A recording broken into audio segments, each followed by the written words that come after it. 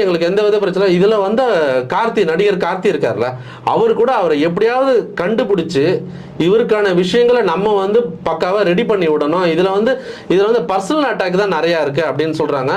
இன்னொரு விஷயம், எஸ்ஆர் பிரபு அவர்களை பற்றி நான் சொல்லும் பொழுது நிறைய பேருக்கு ஹெல்ப் பண்ணியிருக்காரு. இன்னொன்று, ஹெல்த் விஷயத்தில் ரொம்ப கான்ஷியஸாக இருப்பார். நான் ஒரு சேனலில் ஒர்க் பண்ணும்போது கிராஸ் பண்ணிட்டு போவார்.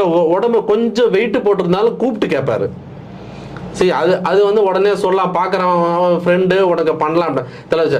அந்த ஹெல்த் விஷயத்தில் ரொம்ப கான்ஷியஸாக இருப்பார். இன்னொரு விஷயம், மீடியாலேயே ஒரு 2-3 பேருக்கு அவர் ஹெல்ப் பண்ணியிருக்கிறார். அதை நான் இப்போ ஏன்னா இந்த சுச்சுவேஷனில் சொல்லணும். ஒரு முக்கியமான சேனலில் ஒரு தம்பி வேலை செஞ்சான், அவன் மறந்துட்டு போயிட்டான், அது வேற விஷயம். அம்மாவுக்கு ஒரு ஹாஸ்பிட்டல் ஆப்ரேஷன் இருக்கு, ஆப்ரேஷன் பண்ணிட்டு காசு இல்லை, அதுக்கு வந்து ஒரு 50,000 ரூபா தேவைப்படுது. 50,000 ஒரு ரூபாட்ட தேவைப்படுது.